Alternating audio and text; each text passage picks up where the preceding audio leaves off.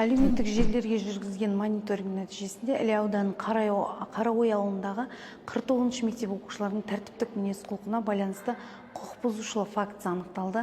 Алдын ала жүргізген зерттеу нәтижесінде оқиға 2024 жылдың қыркүйек айында орын алғаны, ал құқық бұзушылыққа жол берген оқушы 2025 жылдың наурыз айында басқа облысқа мектепке ауыстырылғаны анықталды.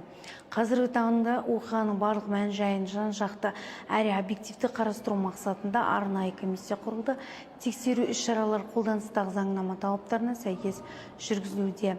Оқушыларға психологиялық, педагогикалық қолдау көрсету, ата-аналармен түсіндіру жұмыстарын жүргізу, сондай-ақ жүйелі сипаттағы бұзушылықтарды анықтау және олардың алдын алу мақсатында мониторинг жүргізілуде.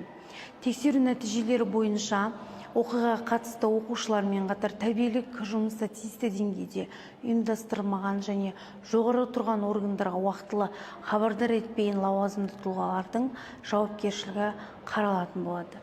Білім басқармасы қауіпсіз әрі қолайлы білім беру ортасын қалыптастыру және әрбір баланың құқығын қорғау қағидаттарын берік ұстанатынын мәлімдейді.